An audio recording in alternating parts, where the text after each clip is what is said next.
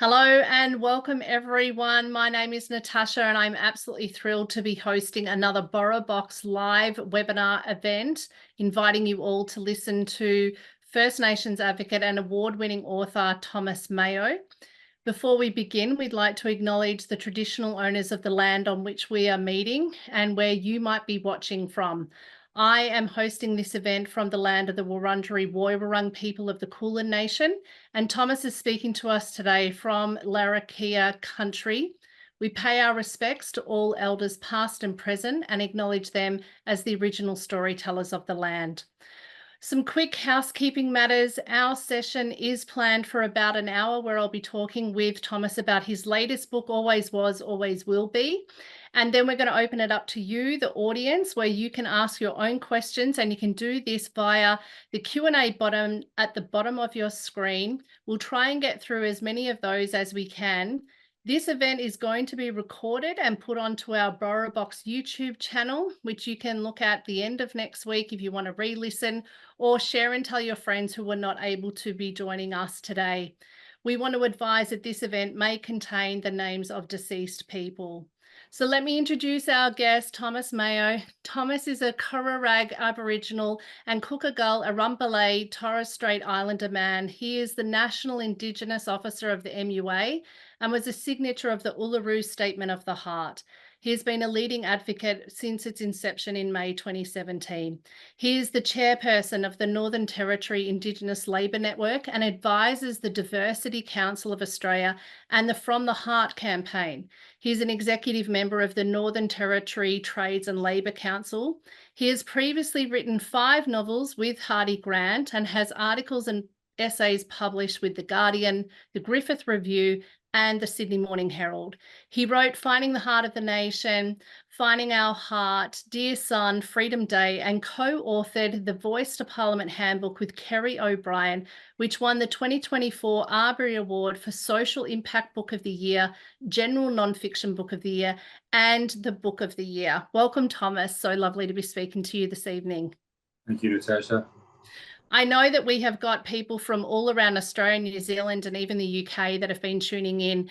A lot of people would obviously know you through your campaigning for The Voice last year and the Voice to Parliament book, which I found a really educational and eye-opening book to understand what that referendum was going to be about. And then, of course, I was really thrilled to present you with the Book of the Year at the Arbias earlier this year, which was very exciting. So much love in that room. And then we met in the Tullamarine studios when you were recording the audiobook with Belinda. This book is obviously exclusively available on the BorrowBox app. So I want to just share with you that when I read this Always Was, Always Will Be, I found it a really positive, factual and inspiring read. I wasn't sure what it might entail. There was a real energy to it in terms of an invitation to learn, and then an energy in terms of being able to practically apply and act and be part of that campaign for the next journey.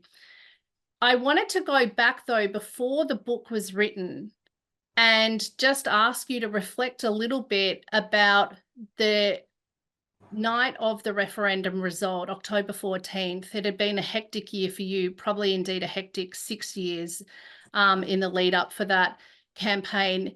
How do you kind of reflect back and think about the feelings on that night? Well, Natasha, firstly, it was heartbreaking, to see the numbers rolling in and pretty quickly that it was not going to succeed. I was in Sydney when on referendum day on the 14th of October. I started early in the morning with many of our volunteers around the country. I started out in Western Sydney and worked my way in polling booth by polling booth, just giving some energy, and thanking those that were on the polling booths. I got to Sydney, and that evening I had the unenviable task of speaking to the people that had gathered.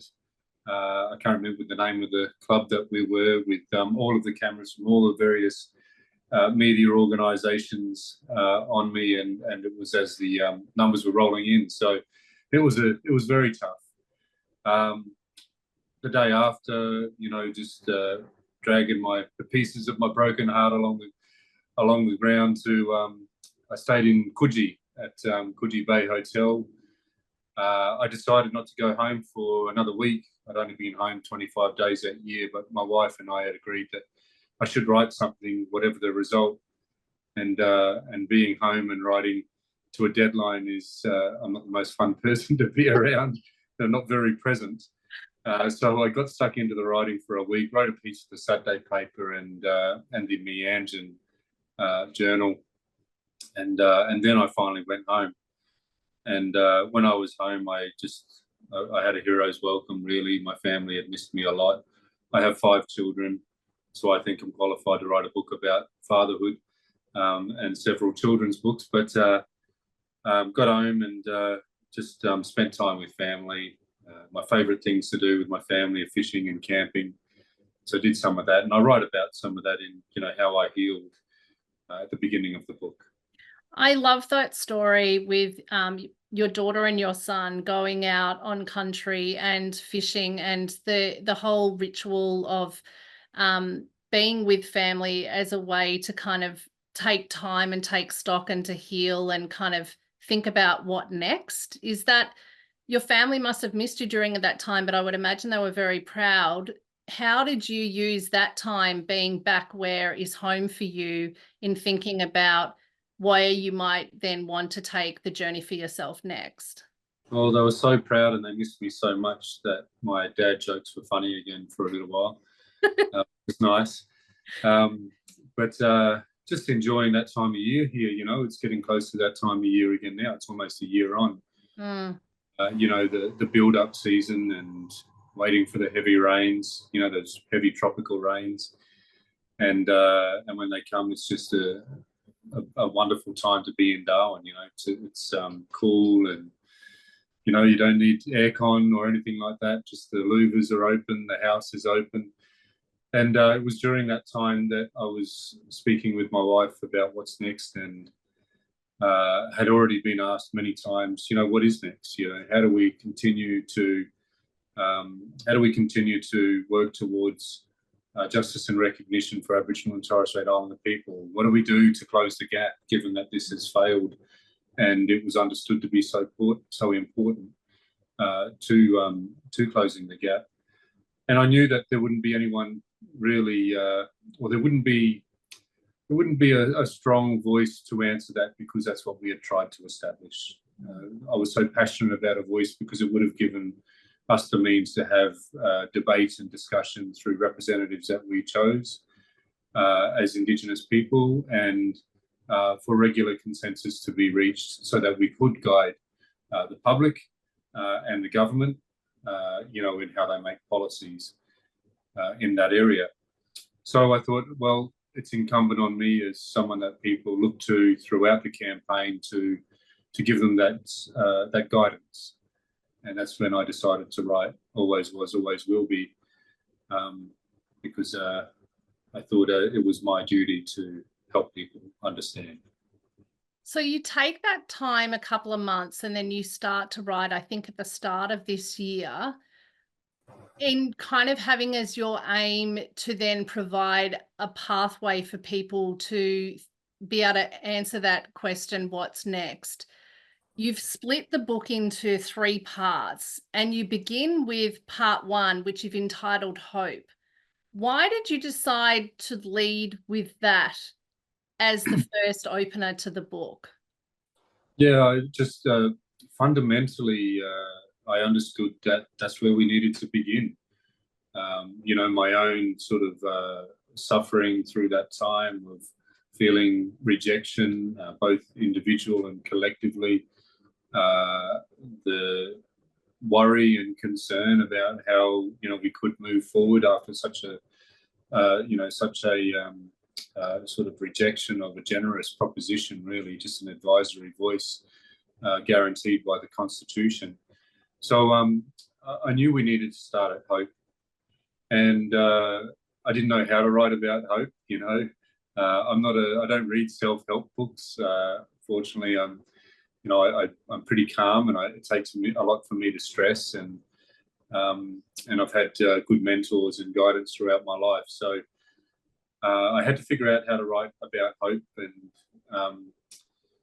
and I describe hope as energy. We can have the energy, enough hope to not only lift ourselves in our own lives, but to do good for others. Motivation matters because, we can be motivated to use that energy for others, or we can just direct it all at ourselves, and in which case, become what I describe as a bad actor, a person that uses their power to make profit or, for their own ego, but at the cost of, and to the, to by causing pain to others. But also, I describe how hope is contagious, and we need to find that hope so we can spread it. And hopelessness is just as contagious. So if we stay in the doldrums, if we feel like we've lost because we failed at the referendum, then we would not be able to progress. So that's why I wrote that first part. I can read the last sort of bit of that chapter if you like. Yeah, I would love that. I think it would be really beautiful to share with everyone listening tonight, to hear about, for me, the thing that came across is that hope is resilience. Hope is the positivity of you wanting to leave something for the next generation to be a little bit wiser and sort of learn from this, but it needs to be continued on. Yeah, it'd be beautiful if you could share that with us. Thank you. Hope. When we have hope, we can heal as exercise awakens lost muscle. Hope is how we can learn. If we don't take action, if we never try, we won't know how to lose, and then we will never understand how we can win. Think about the struggle we've had toward justice for Aboriginal and Torres Strait Islander people thus far. From 100% of the population to near annihilation, where are we today? Today, Indigenous groups have native title and land rights, covering large swathes of the nation. Traditional owners have been able to use these rights to negotiate outcomes that will protect our country, and by negotiating ongoing benefits through Indigenous land use agreements. From an impressive all-Aboriginal cricket team in the late 19th century to Lionel Rose, Yvonne Goolagong, Michael Long, Kathy Freeman, Andrew McLeod, Patrick Mills, Big Artie Beatson, and so many others in sport. To Archie Roach, Yothu Yindi, Troy Casadale, Christine Arnoux, Emma Donovan, Dan Sultan, Briggs Barker, and the King Stingray Band in music. The list goes on in a cascade of stars across our southern sky. We have seen an ever-expanding diversity of Indigenous academics and scholars. Aboriginal and Torres Strait Islander people are practicing law and becoming silks and judges, running lucrative businesses, leading their unions, writing and illustrating books, and winning elections to represent us in Parliament. When I was a child, I don't think there were any Aboriginal and Torres Strait Islander doctors, but as of 2021, according to reports from Indigenous-led Australian Indigenous Doctors Association, there were 519. Each of these achievers across all the areas they excel in have overcome prejudice and racism to become who they are, and each of them inspires hope for the next generation. When our elders first sought a right to vote, we were told no. When we first demanded equal wages, the answer was no. When we first marched and litigated for land rights and native title, they said no. In 2023, when we called for a voice in the Constitution, we received that familiar response, no. Why do we have hope? Because every time we were told no, we took action with non-Indigenous allies. We got that fire in our bellies. And here we are now, on the field winning games, in the boardrooms leading change, in the concert halls filling seats to capacity, in the universities lecturing, and in the parliaments representing all Australians. We are here to stay, and we say no does not mean no to progress. We always were and always will be for yes. Compared to 50 years ago, we've come a long way, but we still have a long way to go.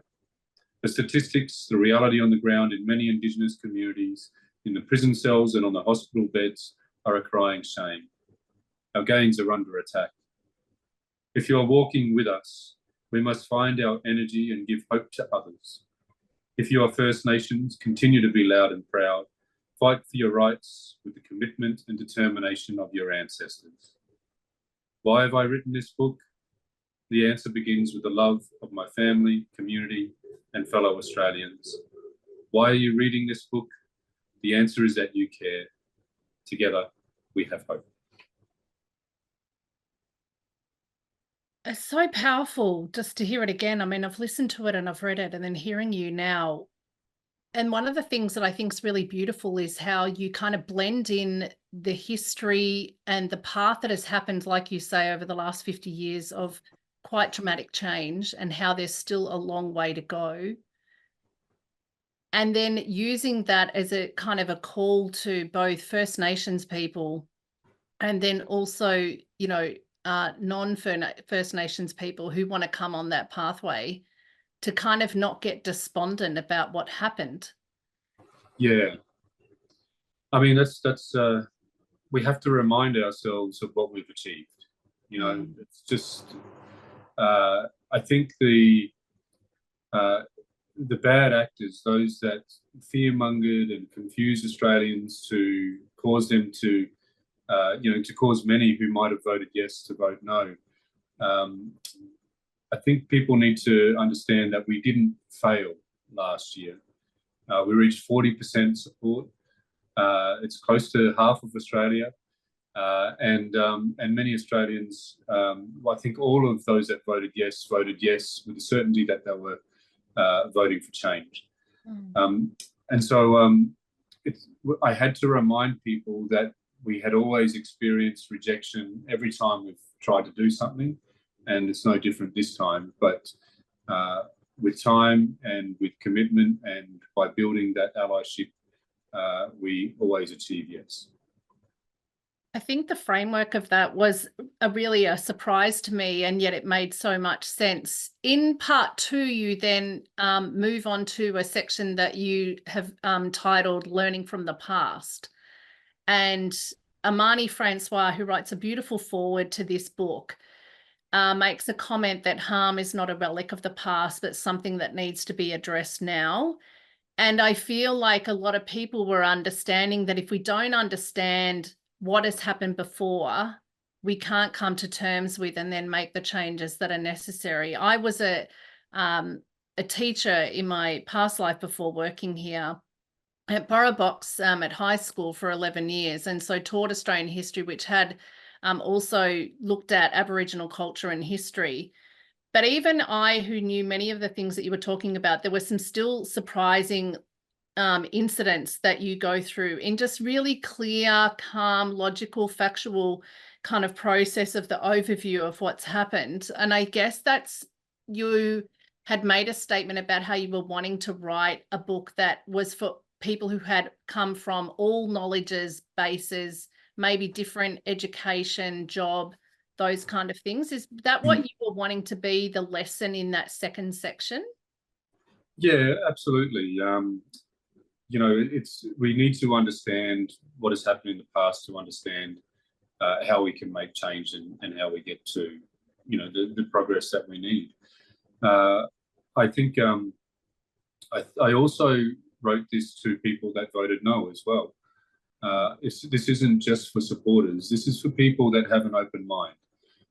They might have voted no because, as I mentioned, there was very effective tactics of confusion and fear-mongering at play during the referendum. And I don't blame those people that voted no because they were misled. As long as they have an open mind. And this book, especially that second section, is just just a very factual. The Voice to Parliament handbook that Kerry and I wrote are very much like that. We would have had criticism, Kerry and I, absolutely. It would have been all over the place if there was anything that wasn't right in that book. And we didn't get anything. There was not one allegation about how factual that book was. And it's the same with this. But throughout those history chapters, Natasha, I hope it helps people the way that there are challenges to misconceptions throughout it as well, about whether there was slavery in this country, or why there might be youth crime in some towns, or if Indigenous people had a peaceful and abundant life in this country before colonisation. I hope that people find those parts very interesting. I think there is just so much to take in, even though the audio book is only about 5.5 hours long. There's so much to unpack and to digest. And I think you make a statement where if you are open to learning about these things, but you also have to feel what maybe you cannot see. I think that's one of the quotes you have. Do you want to just talk about what you mean by that? Yeah, I think that's necessary for hope. If you can't suspend your disbelief in how much greater this country can be, then you're not going to be able to work towards it. You won't be able to convince other people, and so it's such an important element to this, and what we talk about in this book. In talking about Amani, Francois, and John Maynard, who did the forwards, how did you approach them, and what was the reason behind wanting to approach them to write the forwards, these two individuals that actually, opened the book, as it were? Yeah, well, firstly, John Maynard, he's a retired historian. He only became a historian in his 40s. He's a Worrowbox man, an Aboriginal man from Newcastle. And I've got great respect for him. He, not just because of his profession and the work that he's done.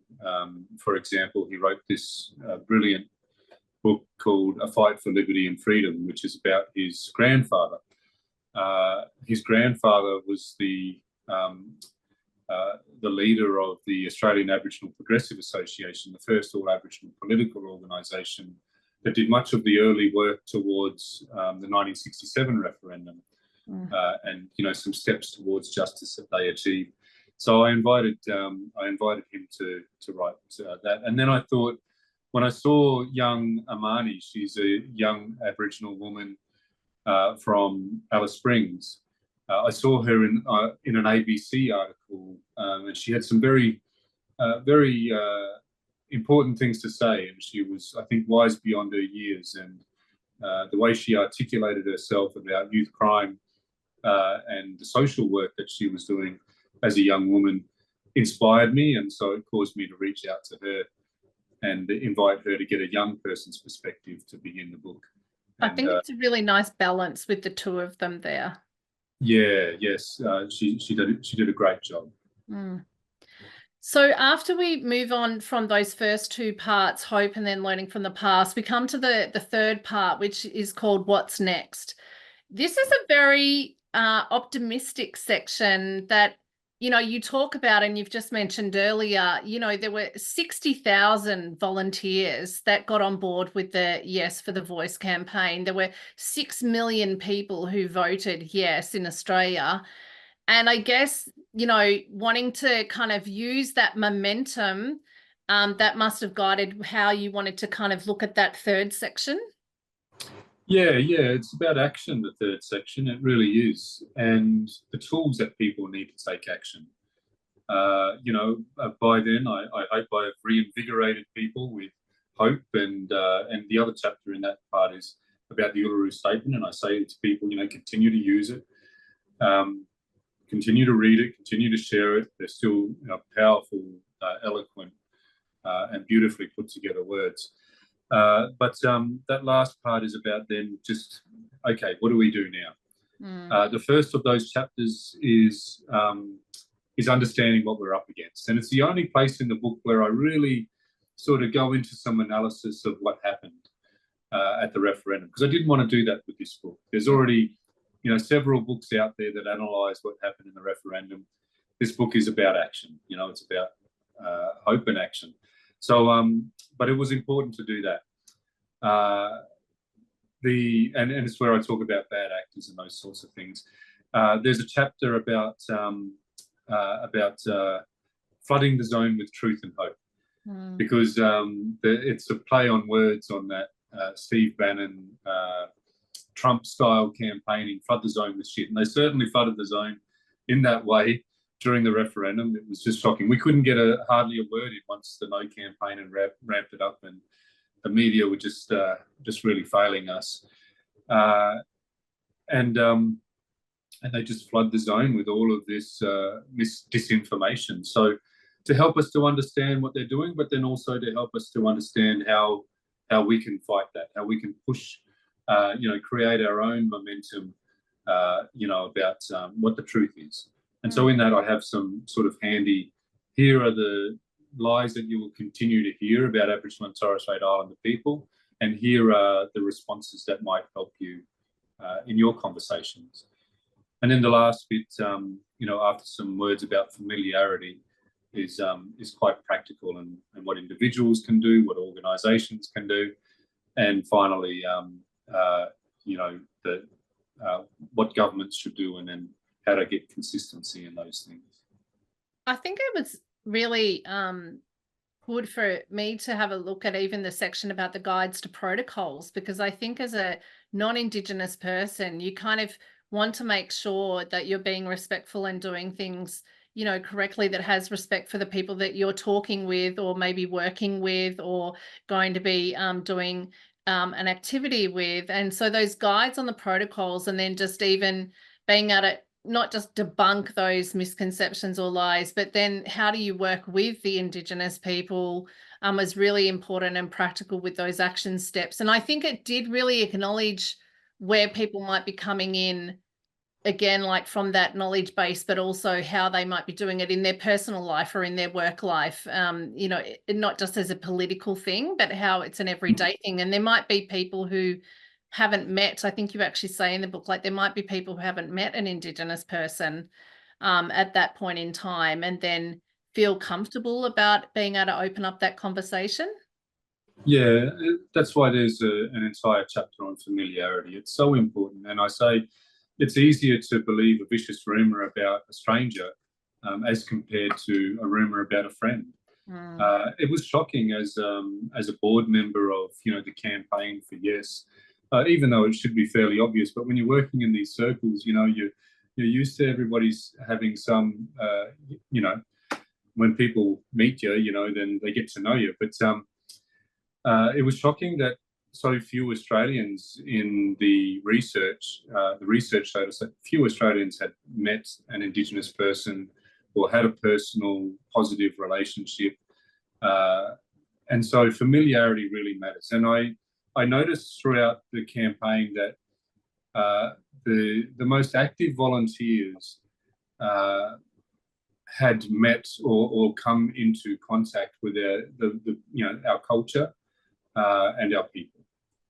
And whether that was just being fortunate enough to sit on country with some elders and listen to some stories, or saw some documentaries or movies and became interested, and continued that process of education and familiarization. They were the most active, but also the most resistant. That familiarity created a resistance to that fear mongering that was going on. How the No campaign were telling people as they were going in to vote that they were going to risk losing their backyard or their farm, or have to pay a fee to go to the beach all of a sudden because Indigenous people have an advisory voice. Familiarisation is a way of resisting that. So I hope that the guide really helps people not just to become familiar themselves, but to put your arm around a friend or your family, and when you've got some time to go out and do something, take that opportunity to introduce them to the truth about what a wonderful culture and heritage we have to celebrate here. And you actually highlight how wonderful and varied that culture is, because you have a brilliant, quite a significant list of resources at the back, so that when you put this book down and you finish reading it, there's that invitation to go and explore some other resources. And there's books, there's a list of documentaries, TV series, films and businesses to support, and then festivals. I know that the Black and Bright Writers Festival took place in earlier this year. That was had the festival director Jane Harrison, whose book I'd read, The Visitors, earlier this year. I think there's just so many opportunities for people to be enriched in their learning about this culture in a variety of ways, and it doesn't have to just be through one aspect, or even just through politically, but culturally, I think that that's the really exciting and beautiful thing about it. Yeah, and to go back to the protocol section, we want people to have confidence to do that as well. We want people to, feel sure of themselves in how they do things and understand how to work, how to continue to learn. So I hope that really helps too. Obviously, this wasn't your first book that you'd written. You had the experience of working on previous books, some of them solo, and then obviously you'd written the Voice book to Parliament with Kerry. How did you find this time sitting down writing? Does it get easier? Do you, are you kind of scurrying away in a little office? Are you sitting out, on a boat, writing down your thoughts, recording things? How do you approach this as a writer? All of my books have been done while I'm working full time, working late at night, or with my children's books. I'm fortunate enough, I seem to get them almost, spot on how they're going to be published. The first draft, I just spend a night when I get the idea in my mind and the inspiration is there. With the other books, it's a lot more hard work. Writing for adults, especially nonfiction, and that's much harder. You just got to persevere, I find. Deadlines help me because I hate being late for things. So, when I've got a deadline, then, as I said, I'm working full time in my role as a union official. But then I spend my nights and early mornings just getting stuck into it and meeting those deadlines. I love it. I love writing books, and it does get a little bit easier though, I think, because I understand the process a bit more. But I've got a great editor who's done, I think, all of my adult books. The same editor, Bernadette Foley, and I drove her mad with this one because of the short time frame I wanted to do it in. But we got there. Was it important for you to have this book come out? You were saying before it's almost the 1 year anniversary of that referendum result, but were you keen to want to get it out within the 12 months to be working on that momentum? Yeah, I wanted to have it complete by May. Right. By May this year. And the publisher accepted that. They know how hard I work, but it was not really possible. I had, after the referendum, I had 2 months off. So I worked until November, and then had December and, pretty much November and December off. And it was November when I decided to write the book. So I was sort of kicking myself every day that I hadn't started. But when January hit, I was like, that's it, I've got to get going. So I didn't start work until February. So, 2 more months off at the beginning of this year. And had knocked quite a bit of it out by then, but there was just so much to do. So I finished writing, I think, about July, something like that. Yeah. And was the structure clear to you at that time? Like, did it always sort of have that structure? Or was that in discussion with Bernadette about the best way to get this information across? Or you kind of, when you spend the time, stepping back, you were able to kind of come to it and go, yeah, this is how I think it's going to be best to be presented? Yeah, I pretty much had I think I had the structure pretty early. And the outline of the chapters, quite early.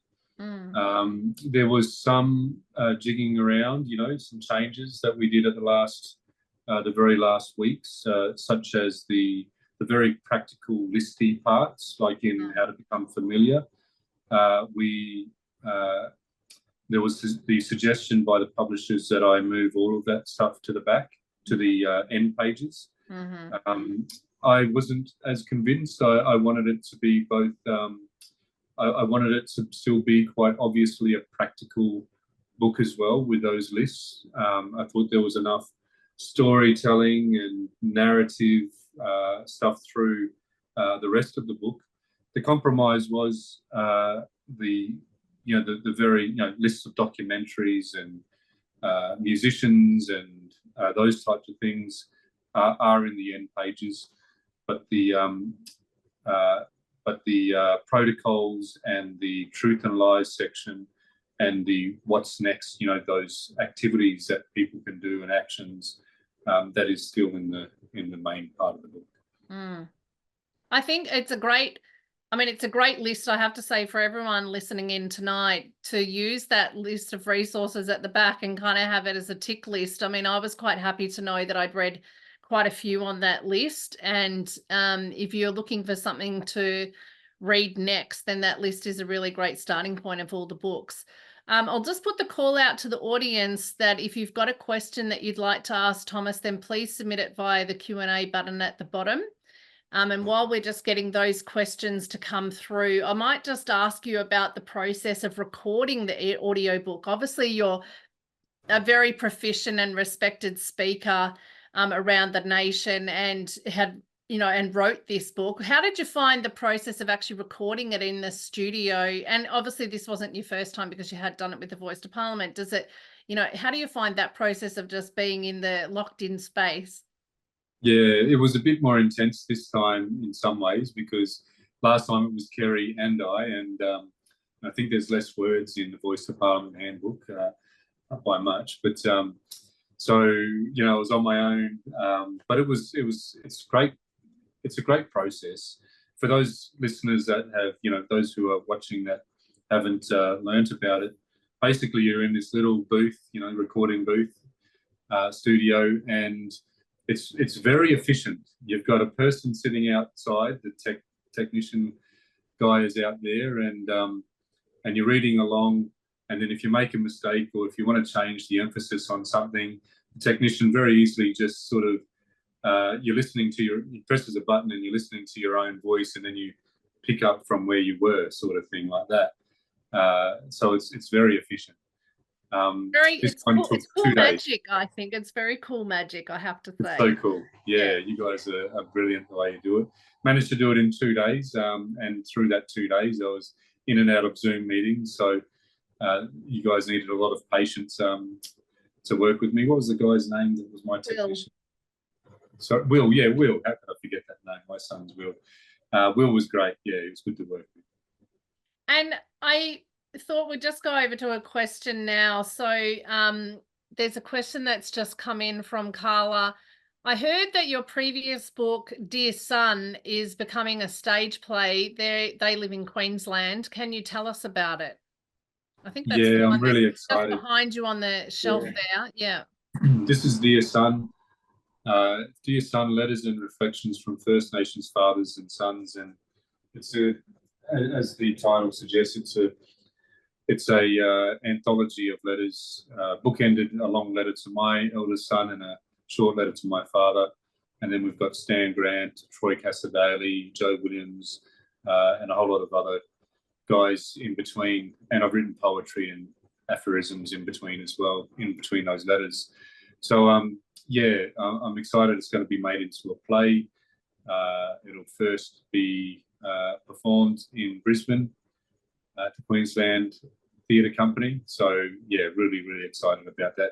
A couple of Deadly Brothers. Is that the next year? Is that next year? Yeah, mid next year. So a couple of Deadly Brothers, Isaac and John, they're adapting it at the moment, and they've got some actors that they're working with, some pretty well-known Indigenous actors. So yeah, I'm super excited. Yeah. And what will be your involvement? Because how you find the time, obviously this will then, you might have slowed down on the campaign for this book and then have time to be able to, or are you just going to be doing it over Zoom, or will you go to Queensland to look at them in rehearsal? I hope I get to join one of their workshops. I've already had one workshop with the actors, 6 of the actors. They spent 3 days together.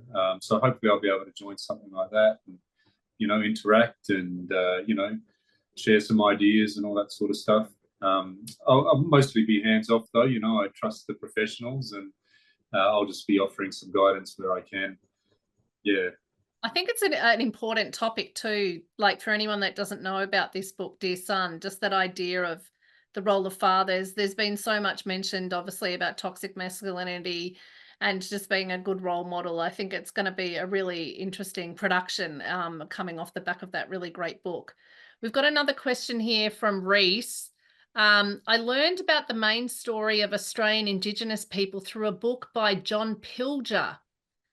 Do you think of him as an ally? He seemed to have a healthy respect for the truth. Sadly, John Pilger, I think he's passed on. But I have respect for the guy. I think, he was involved in some Indigenous campaigns and made a real impact. So, yeah, I think he's someone that should be respected, and his work is certainly worth, paying attention to. But I think, like all leaders, including myself and those those thinkers like him, some critical thinking is important. That's something else I talk about in the book as well.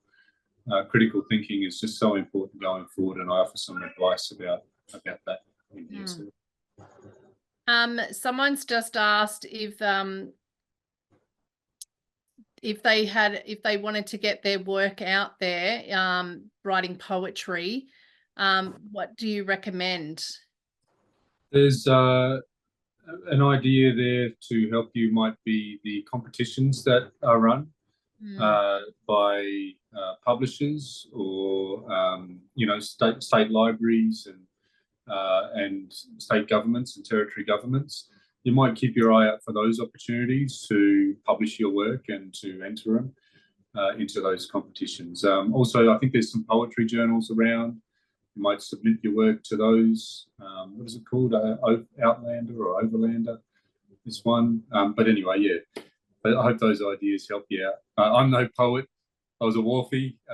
Now I'm a writer. But in Dear Son, I decided it was important to write some poetry to demonstrate to boys and men that it's okay to be vulnerable in that way, to express your feelings, but also to help sort of break, put some gaps between the letters that, will help people reflect.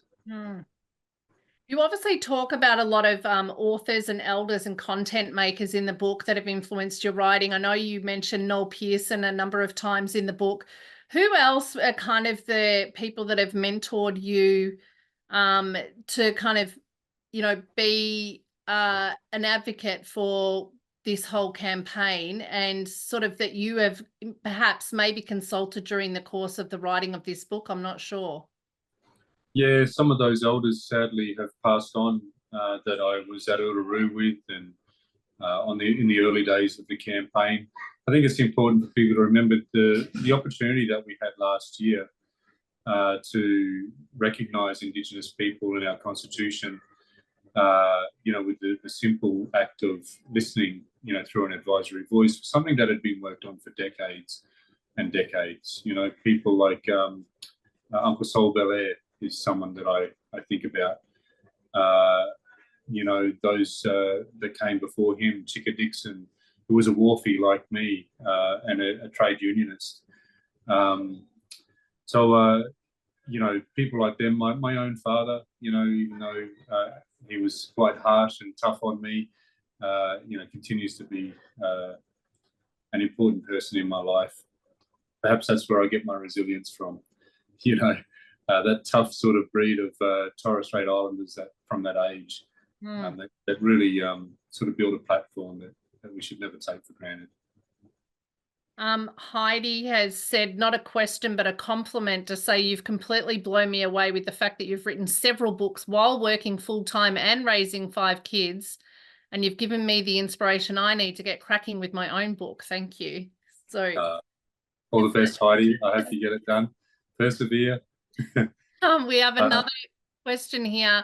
How did you come about choosing the title of the book, Always Was, Always Will Be? Was there a historical significance? Yeah, I wanted a title that was defiant.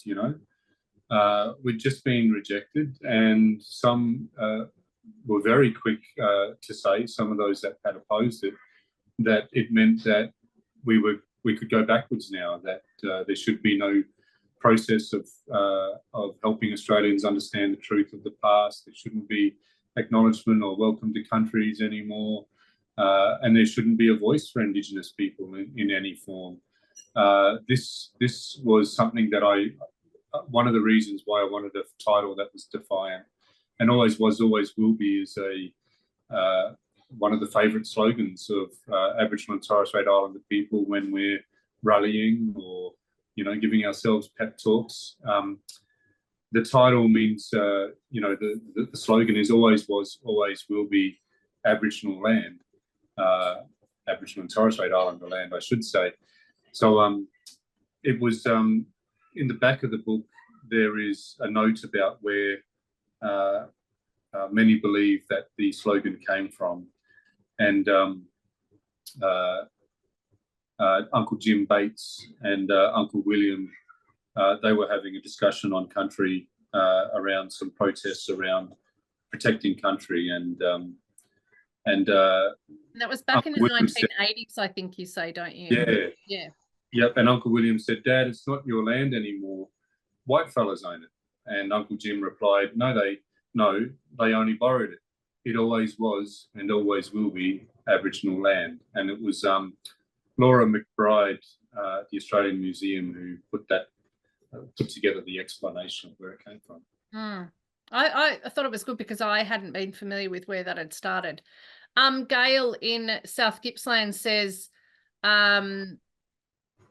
Dean Parkin, the Yes campaign, while at the Garma Festival, stated that the Voice referendum wasn't successful because we lack sentiment. Do you agree? And he also wants the federal government Australians to recognise that the Voice referendum was well understood and supported by Indigenous Australians, as shown by their voting. Is this something that we should all support and promote? As you said, we need to keep the Uluru Statement of the Heart at the forefront of our actions. Many thanks. Yeah, I think Dean's right, you know, and the way I describe that is that lack of familiarity, and that familiarity is important to empathy. What empathy you can feel for someone or a people if you are familiar with them. So I explore that in this book, and that's why that is a very simple action that we can continue to do. I really believe that, as I mentioned, the Uluru Statement continues to be important, but I want to say this in regards to having hope about the future. As mentioned, Aboriginal and Torres Strait Islander people overwhelmingly voted yes, so there is not a skerrick of doubt now with the polling booth results and the analysis of those, that a great majority of Indigenous people voted yes. But also there's this important factor that young Australians voted yes, Generation Z voted yes. And for those two reasons, combined with what I mentioned in that reading that I did, where every time we've been told no, eventually we turn that no into a yes about equal wages or, you know, native title or the right to vote. Those things tell me that we will achieve what we tried to do last year. And it's for us to continue the work and to build on the momentum that we actually achieved last year. 40% is a whole lot more than 4%. You know, 4% is all we are as Aboriginal and Torres Strait Islander people. Yes voters knew they were voting for change. They were certain, very different from no voters who were not only confused and made to fear, but probably many were taken by that slogan when they're so busy in their lives with so many other pressures. If you don't know, vote no. I've had many no voters come to me and say, "I'm sorry, I have learnt more. I made the wrong decision." I've heard others tell me about that, supporters that have continued to work, elders that have continued to have conversations and do truth-telling in their communities. We can grow on that 40%, and we've just got to believe it. So I want you to believe it, and I hope this book helps you too. Cynthia asks, how many children's books have you written and what are their titles and what they're about? I think you've got two of them just right behind you, the children's books. And what was the reason behind, perhaps, Cynthia's wanting to know, writing the children's books? Thanks for the question, Cynthia. This one here is my first one, Finding Our Heart. A story about the Uluru Statement for young Australians. It's done really well. The illustrator is Black Douglas. It's about the Uluru Statement for young people, and they love it. I don't know why, but they love it. This one here is Freedom Day. the Vincent Lingari and the story of the Wave Hill Walk-Off. Vincent Lingari, he's one of the brilliant leaders in this country that should be celebrated, along with what Aboriginal people achieved in fighting against slavery, basically in the days when they're only paid rations to do 16-hour days and treated terribly. And the other one, I don't have a copy on me right here, but it's about the Torres Strait Islander flag, our flag, our story, the story of the Torres Strait Islander flag, and it was published in May by Muggabolla. Muggabolla is an Indigenous publishing house. It ties into what you were saying about the young people's voting statistics, but also now that these books, you know, as picture books as they are, 32 or 40 pages, is allowing children in schools or in homes to actually learn about a part of Aboriginal history and culture that they might not be familiar with. I mean, there's quite a number of writers that write for children, and I think it's a really beautiful thing for them to hear about these stories in a very kind of simple but engaging way. Yeah, it's so important. There's so many great Indigenous authors and illustrators now, and those numbers are growing. And that's because there's interest. You know, publishers can profit from it, so they're engaging more Indigenous writers, and that's because people like yourselves are curious. Not just curious, but a shout out to the educators. You know, whether you're teachers or parents and guardians, you know, reading to your children, such an important part of this movement and achieving justice and recognition. Keep going. Thank you. You closed the book with a afterword that was submitted by the Monaghan family. Can you just talk a bit about why you decided to have them contribute to the book, how you'd come about selecting their family, and why that was important to you to have this afterword be from their perspective? Yeah, I travelled the entire country, not many places I haven't been to now, with 6 years of just constant campaigning. One of the places was the Clarence Valley. Went there several times throughout the campaign, and I met, as I try to do everywhere, met the Indigenous community and the elders, and the Monaghan family is one of those families. And I didn't get to meet their mum, but in the final weeks of the referendum, she was in her 80s, and I thought her story was so compelling. I wanted to include it somewhere in the book, and it's in the afterword. The afterword is written by the Monaghan family, and they tell the story of their mother. When she was young, she was a domestic, in cleaning up, in a non-Indigenous people's house.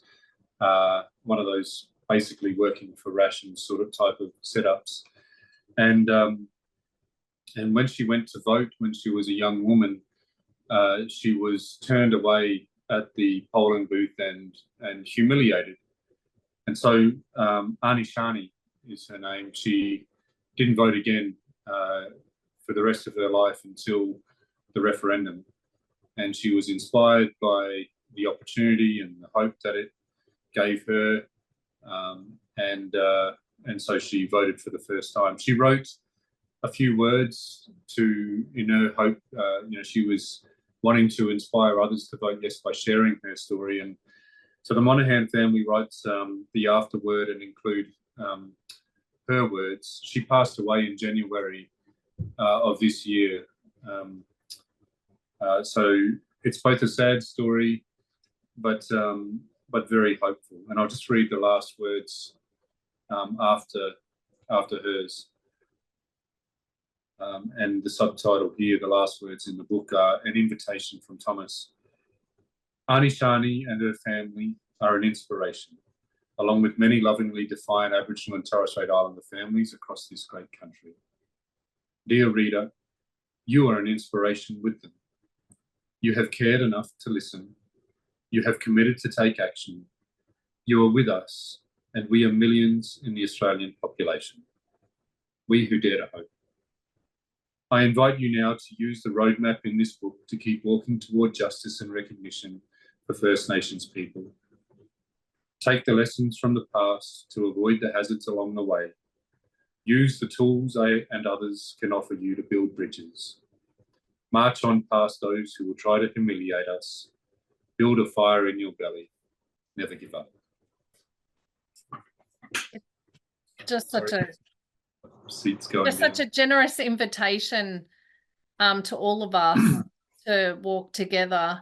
I've just had a comment come in from Kathy. Thomas, I was devastated by the result last year and angered and frustrated by the lies that were told and that so many people believe them. But I love your way of putting it, that Indigenous people have been told no over and over again, that eventually the no turned to a yes. And I wish you all the best in turning that no into a yes, and hope that many more people will learn the truth about what has happened and is happening to Indigenous people, and that the Closing the Gap goals will be achieved sooner rather than later. I feel like that's, you know, the aim of what you want from the book, really. It really is. Yeah. I mean, it's a map, it's a toolbox, it's you know, it's energy. I hope it's all those things to everybody that reads it, because we can't give up. You know, as I mentioned in that extract, we are winning. You know, we are achieving things.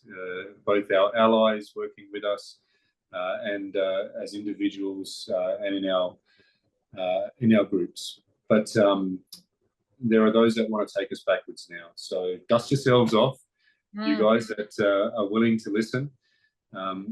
Educate yourselves, and have that hope and get out there and share that energy. Well, thank you for giving us the practical tools.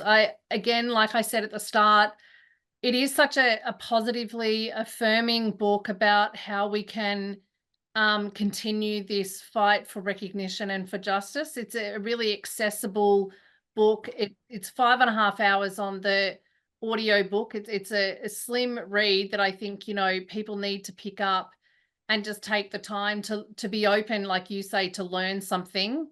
And I just want to thank everyone for joining us this evening. I know there's a couple more questions, but we've just run out of time. But I know that you're always out on some tour somewhere around the nation, and that you're just so open and approachable to people coming and speaking to you. And I think that that's been a really wonderful thing for all of us, and that we can use the book to even learn and guide ourselves with how we might, you know, be able to, like you sort of say, what's next on the agenda. And I just want to thank Bridget, my colleague, who's been working behind the scenes with the tech and managing all the questions and the recording. I want to thank your publisher, Hardy Gran, and Kirsty, such wonderful people to deal with that we love dealing with here at Belinda.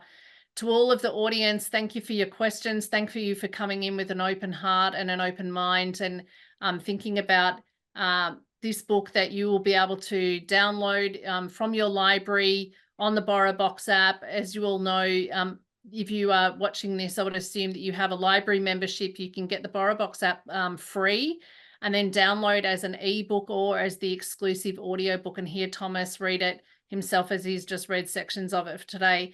And most of all, to you, Thomas, for just being so wonderful to be an advocate for your people, but to invite us in to walk on that path with you as non-First Nations people. And together, I think, yeah, we're going to turn that, you know, as you said, from 4% to, you know, to 6 million people. You know, it can only, it's such a positive pathway to be on. And I just want to thank you for your time today and your generosity.